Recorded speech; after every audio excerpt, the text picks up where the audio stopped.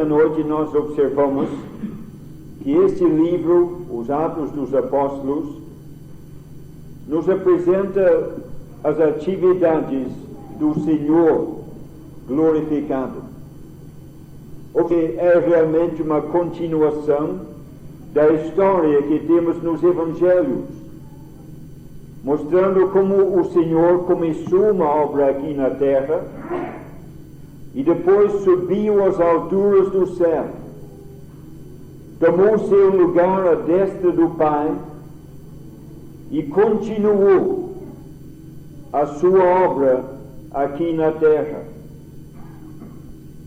Veja como os primeiros capítulos deste livro destacam este fato. Observamos ontem no capítulo 1, versículo 2, que quando o Senhor ainda estava aqui na terra, Ele deu mandamentos pelo Espírito Santo aos apóstolos que escolheram. Veja a ordem. O Senhor, Ele deu os mandamentos. Ele deu os mandamentos por intermédio do Espírito Santo aos seus apóstolos. E é isto que vemos em todo o livro dos Atos. Aquele que foi crucificado, rejeitado, hoje está entronizado. Toda a autoridade no céu e na terra reside nele.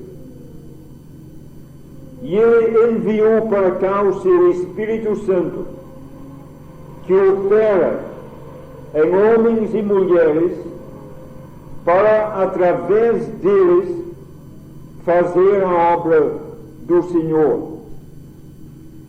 No capítulo 2, observamos no versículo 33 que o Senhor Jesus, à destra do Pai, derramou aquilo que os homens em Jerusalém viram e ouviram naquele dia de Pentecostes.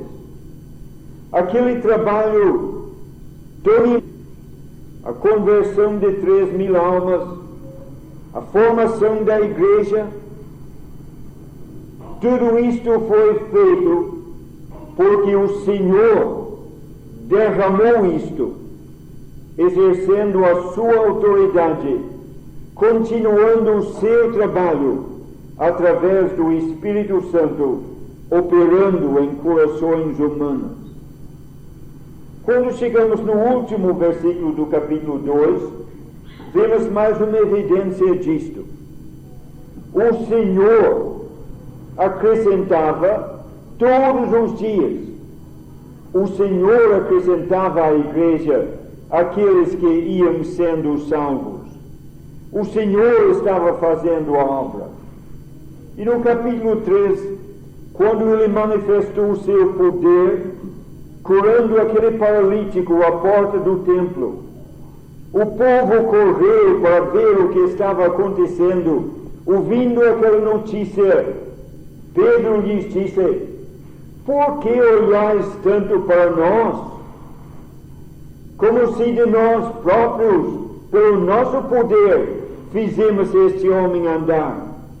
E no capítulo seguinte ele disse claramente perante as autoridades: em nome de Jesus o Nazareno é que são diante de vós.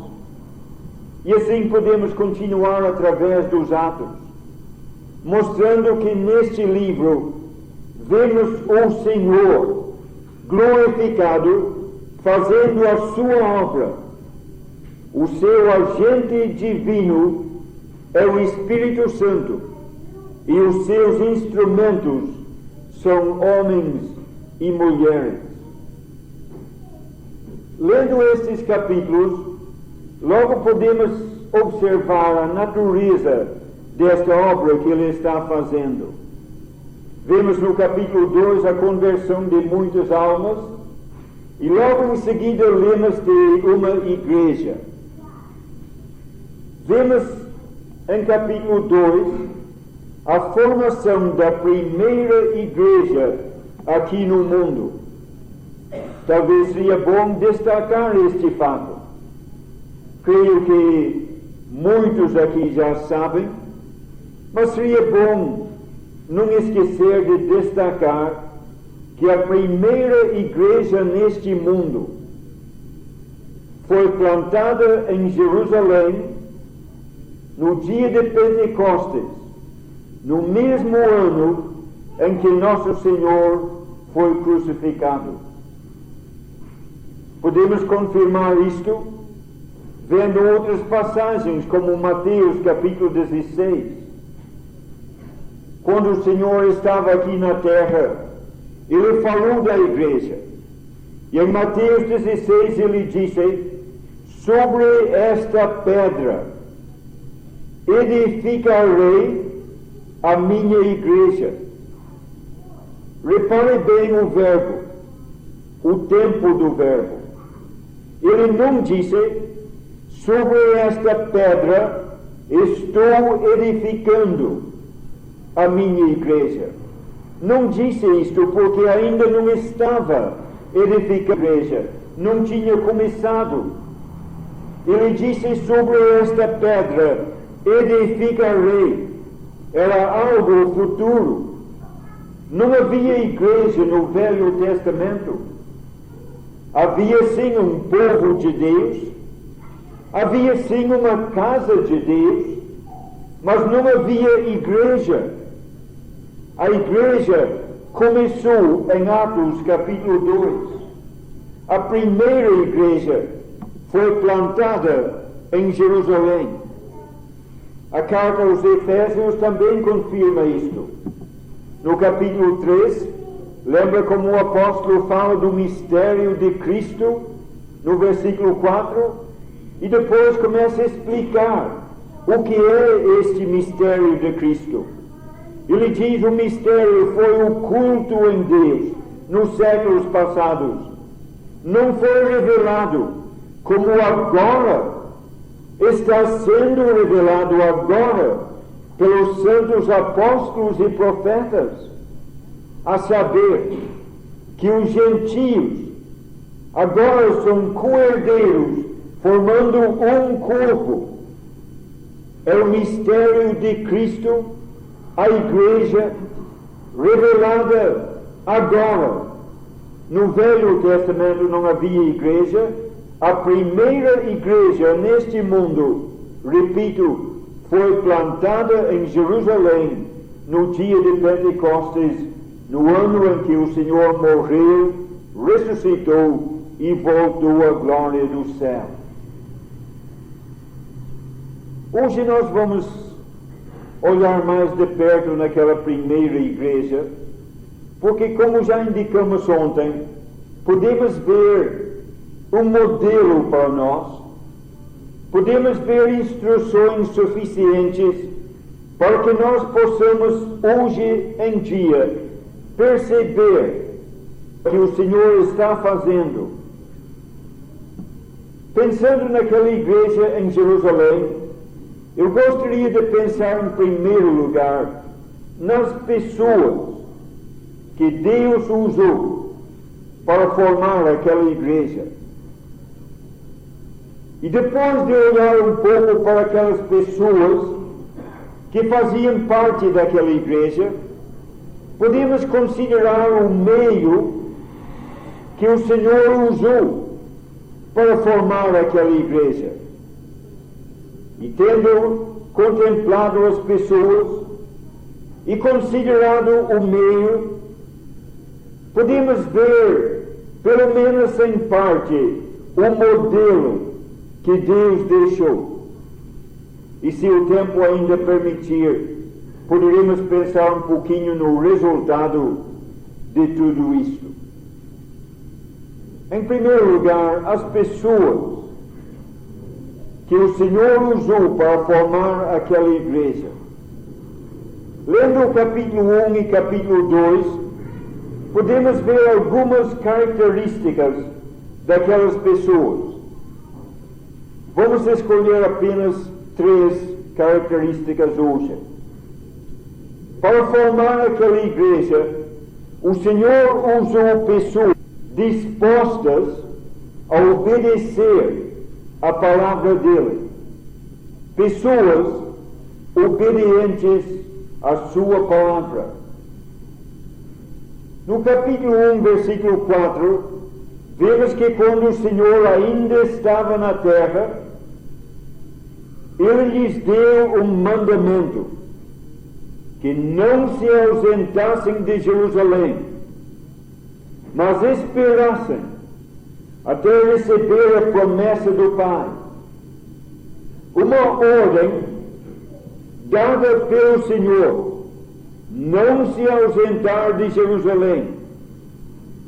Depois lemos como o Senhor subiu às alturas, e depois da visita daqueles seres angélicos, aqueles discípulos voltaram, versículo 12, voltaram para Jerusalém, obedeceram a ordem que o Senhor tinha dado, um povo obediente. Depois, lemos como Pedro se levantou no meio deles e começou a falar das Escrituras acerca de Judas. E no versículo 20, vemos como eles obedeceram o que Deus deixou escrito no Salmo 109.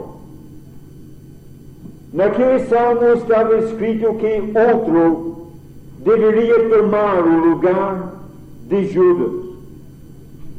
E agindo naquela palavra, baseados naquela palavra, os apóstolos escolheram outro para tomar o lugar de Judas.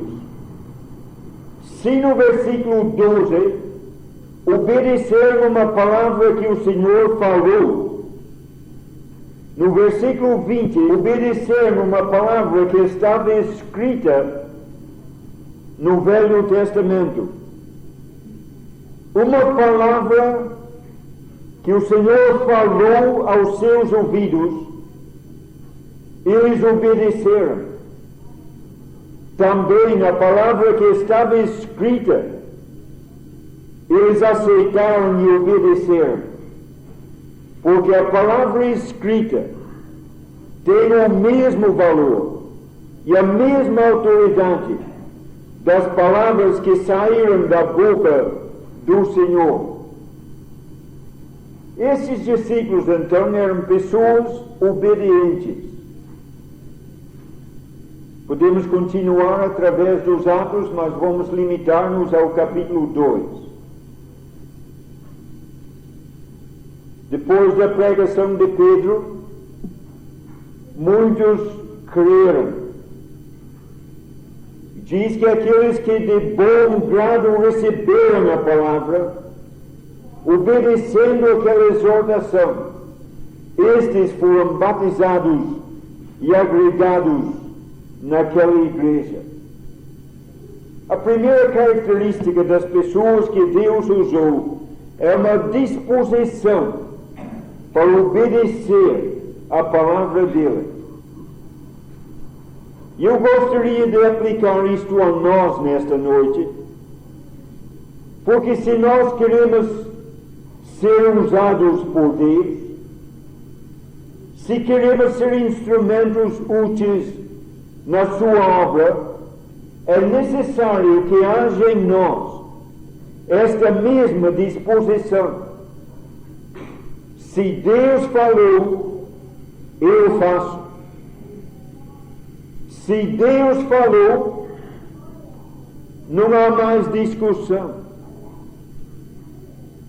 Se eu abro a Bíblia e vejo escrito, não vos prendais em jugo desigual, então eu não faço.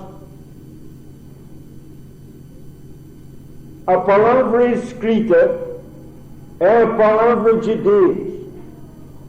E se não estamos dispostos a obedecer sem reservas, sem discussão, não estamos em condições de sermos usados por Ele.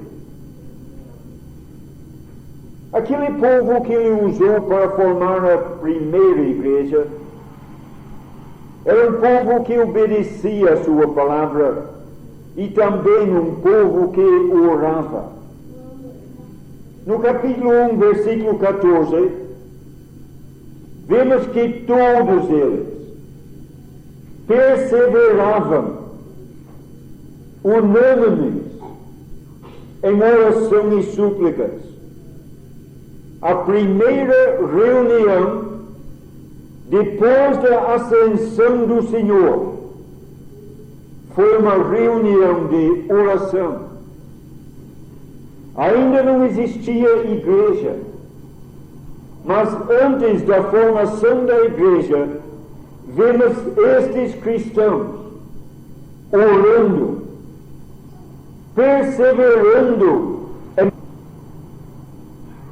Quando chegamos no versículo 24, vemos mais uma vez esses irmãos orando. Tem que escolher um para tomar o lugar de Judas.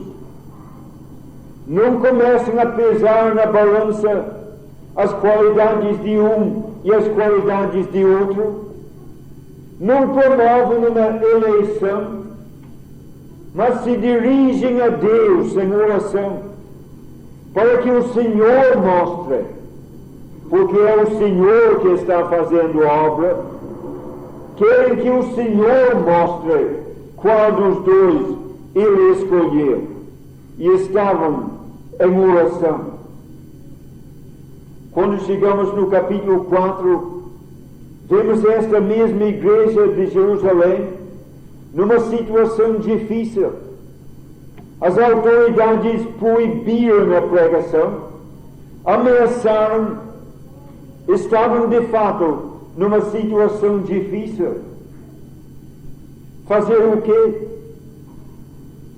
Reunir para estudar o caso, decidir no caminho mais prudente?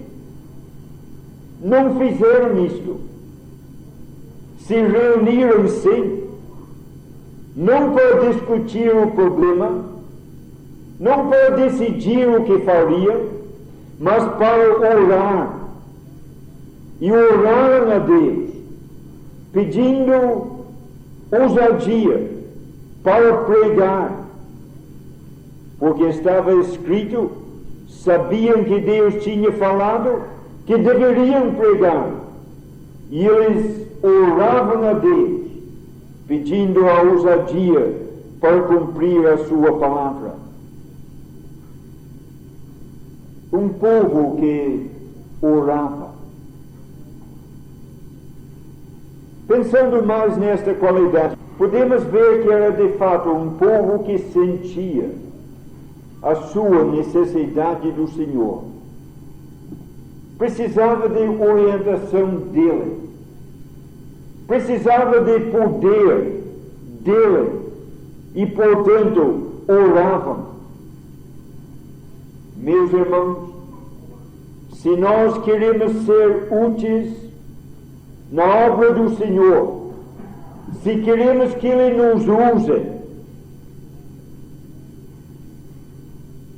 é necessário que sintamos a nossa dependência dEle, que estejamos em comunhão com Ele, através de oração.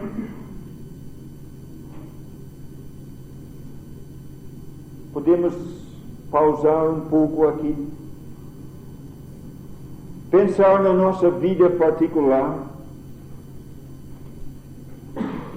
Cada um de nós temos 24 horas em cada dia. Destas 24 horas, quantas nós dedicamos à oração?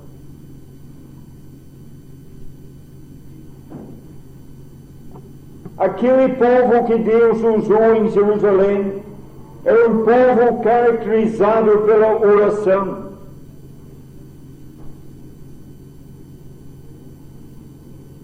A oração é uma característica nossa?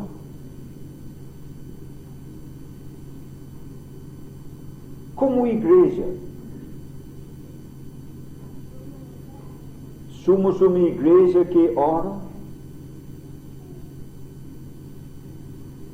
Eu não sei quantas horas de reunião vocês têm por semana normalmente. Tem várias reuniões aos domingos durante a semana. Eu não sei o total de horas. Mas aquele total de horas que vocês passam reunidos, quanto tempo é dedicado à oração? Se nós somos uma igreja caracterizada pela oração, se nós sentíssemos a nossa dependência de Deus, estaríamos com mais frequência de joelhos na sua presença. Se reconhecêssemos Ele está fazendo a obra, eu sou apenas um instrumento que Ele pode usar ou pode deixar de usar. Se reconhecêssemos, estaríamos mais tempo, mais vezes na sua presença. Aquele povo que Ele usou era um povo caracterizado pela obediência e pela oração. Mas uma característica será suficiente. É um povo unido. Veja mais uma vez capítulo 1, versículo 14. Perseveravam unânimes. Todos estes perseveravam unânimes. E os apóstolos são citados um por um.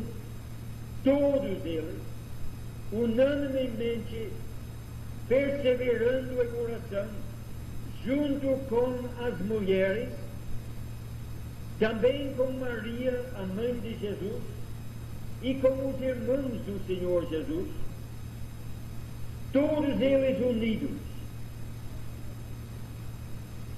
Já mencionamos que ainda não existia a igreja naquele momento, mas quão bom é quando reunimos para orar. A oração é poderosa, mas a oração em conjunto é tão importante. E é significante que esta primeira reunião foi de oração.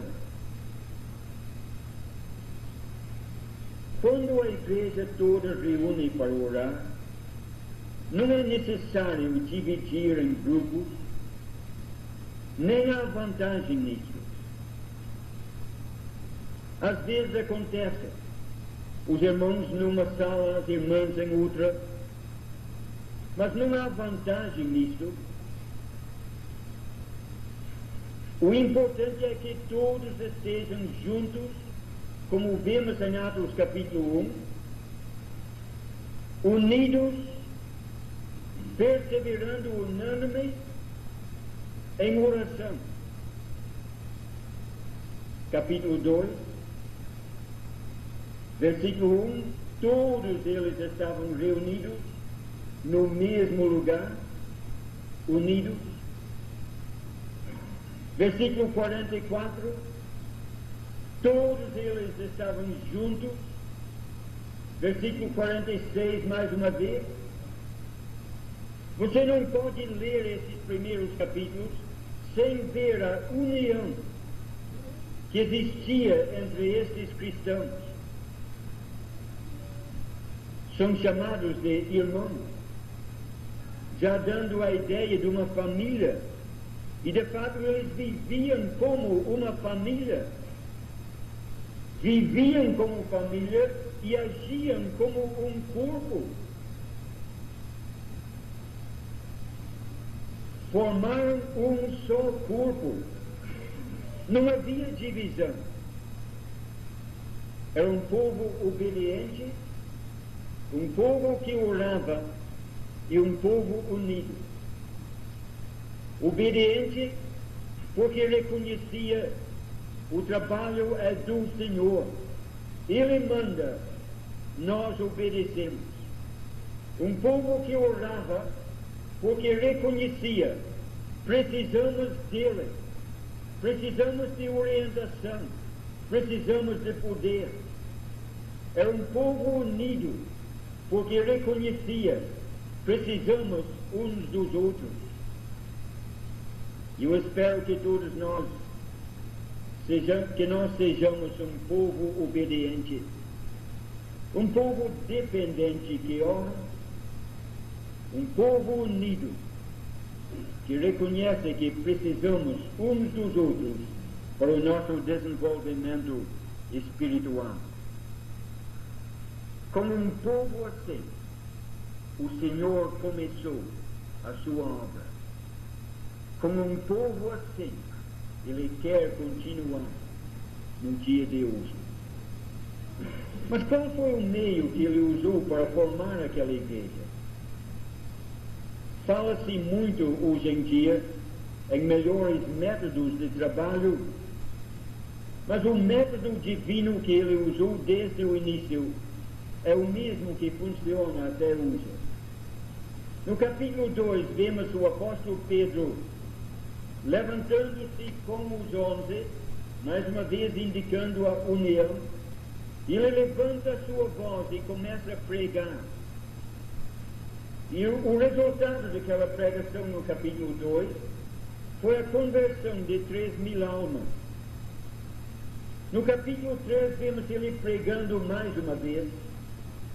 No capítulo 4, em circunstâncias mais restritas, ele está pregando novamente. Vemos Filipe pregando em Samaria para a multidão. E o mesmo Filipe, no mesmo capítulo, pregando para um só homem, numa conversa lá no deserto. E através de todos os atos dos apóstolos, vemos esse mesmo exemplo. O trabalho foi feito através da pregação do Evangelho. Talvez pareça muito evidente. Poderá pensar que não precisava mencionar isto. Mas eu quero que você repare bem a pregação, para ver o modelo de pregação, como foi que o apóstolo pregou. Se você começa a ler a pregação dele em Atos capítulo 2, a primeira coisa que chama a atenção é seu uso da palavra de Deus. Ele começa a sua pregação citando a profecia de Joel. Logo mais embaixo ele vai para o livro dos Salmos, citando o Salmo 69, depois Salmo 109, depois ele vai para o Salmo 110, e se você tomar o tempo de contar, você vai descobrir que mais ou menos a metade, mais ou menos 50% da sua pregação é citação direta da palavra de Deus. Impressionante isso. Podemos descrever aquela pregação como uma só palavra. Pedro pregava a palavra. E quando você lê os capítulos seguintes, você vai ver outras pessoas fazendo a mesma coisa. Lemos em capítulo 8, versículo 4, que aqueles que foram dispersos andavam por toda parte, anunciando a palavra. Quando chega no capítulo 11, vai ver que eles chegaram na Fenícia, em Chipre, em Antioquia, anunciando a palavra. Lembra como Paulo, na sua última carta, disse a Timóteo: Timóteo, pregue a palavra. Este é o modelo. É assim que Deus faz a sua obra, porque a palavra de Deus é viva, é eficaz, e o nosso dever é pregar a palavra. Isso não quer dizer apenas ler um trecho da Bíblia antes de pregar, ler um trecho e contar cada caso interessante, cada historinho que supostamente vai ilustrar alguma verdade. Pregar a palavra quer dizer pregar a palavra. 50% das palavras que Pedro usou no dia de Pentecostes eram citações diretas do Velho Testamento. Outra coisa que você vê na pregação dele é que ele pregou Cristo. Ele começou citando a profecia de Joel, vários versículos daquela profecia que ele já sabia de cor. Ele não estava lendo, ele citou. E depois de citar a profecia de Joel, ele disse: varões israelenses, ouvi estas palavras, Jesus Nazareno. E aí ele começou a contar a vida de Jesus Cristo, falar acerca de Jesus Cristo, como ele viveu, como ele morreu, como ele ressuscitou, como subiu ao céu e como ele derramou isto que disse Pedro: agora vocês estão ouvindo e vendo. Ele pregou a Cristo. A maior parte da pregação era a pessoa de Cristo. E quando você continua lendo nos Atos, você vai chegar em muitas passagens que confirmam isto. O modelo é isto: pregar a palavra, pregar Cristo.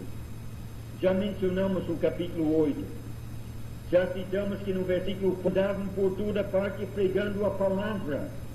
Versículo 4. Lembra do versículo 5?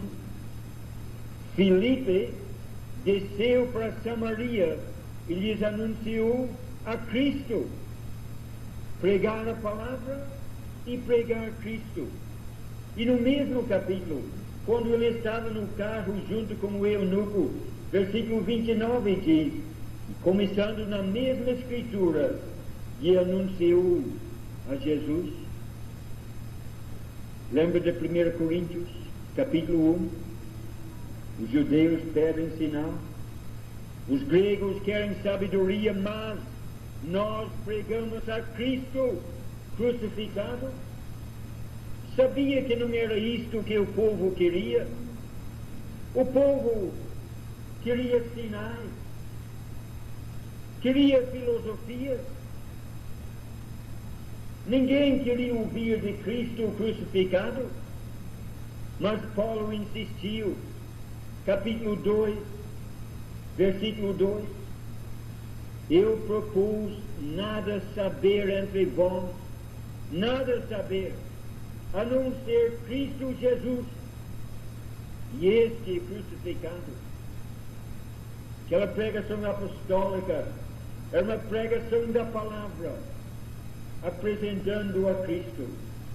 Disse Paulo: não pregamos a nós mesmos, e muito menos pregamos a nossa igreja, pregamos a Cristo e este crucificado. Talvez devemos observar mais uma característica daquela pregação. Aquele povo, ouvindo aquela pregação, que realmente os convenceu do seu pecado. Lembra como Pedro foi muito objetivo, muito direto?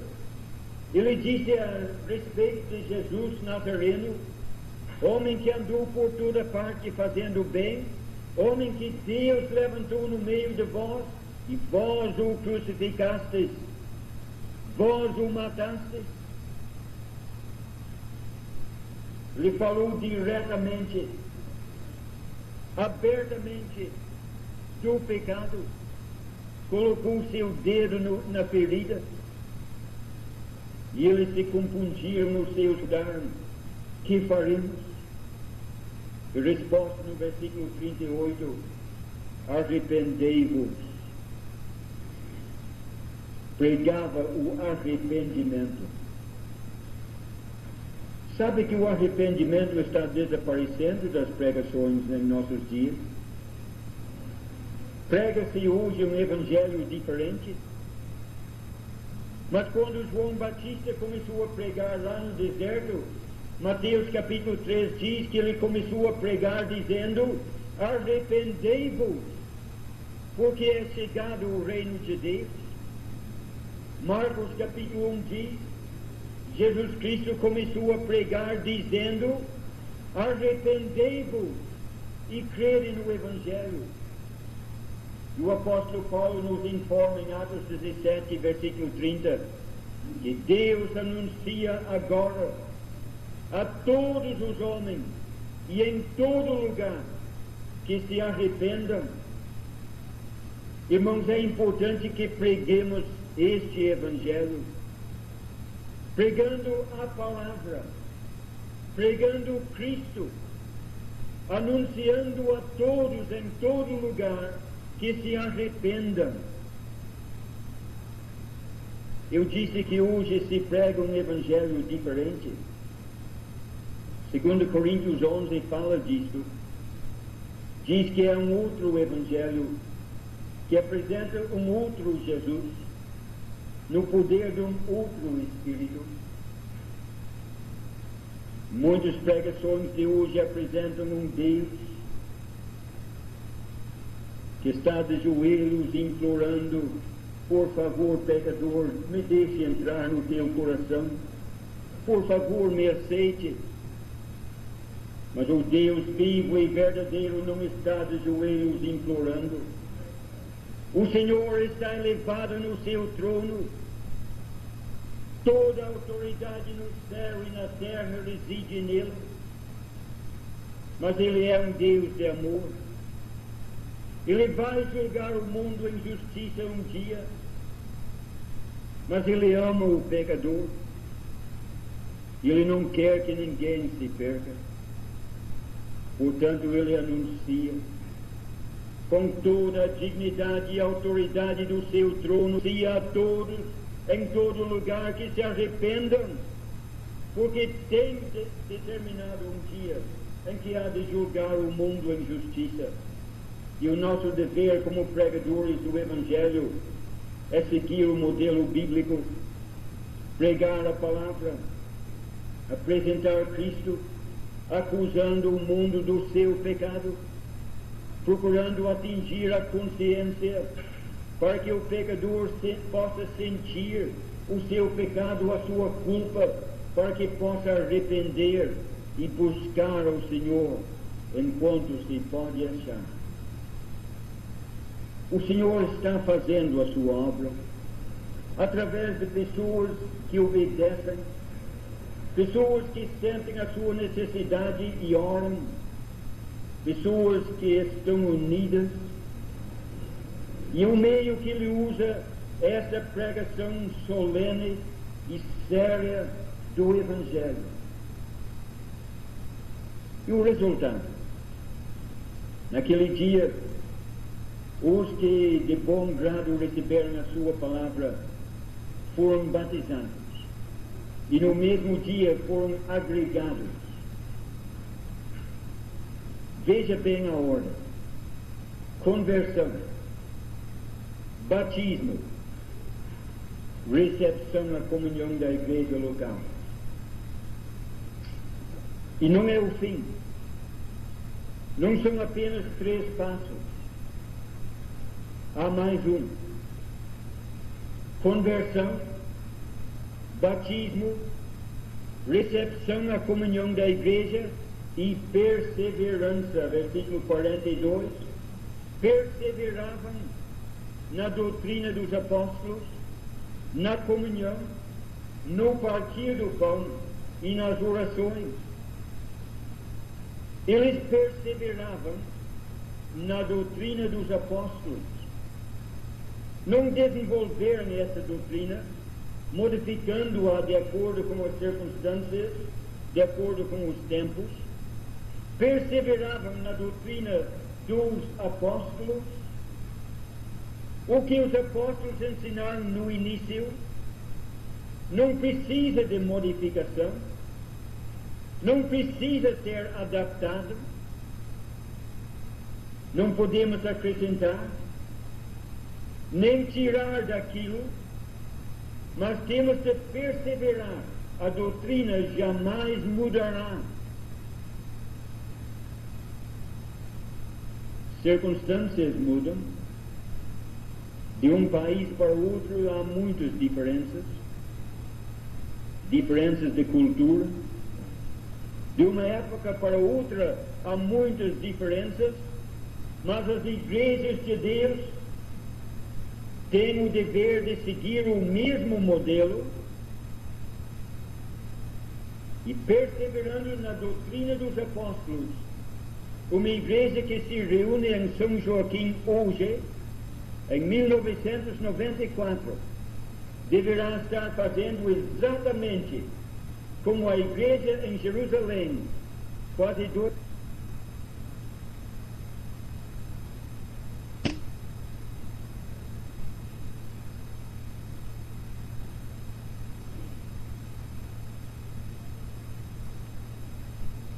Ao findar o labor desta vida, quando a morte ao teu lado chegar, que destino há de ter a tua alma? Qual será no futuro teu lar?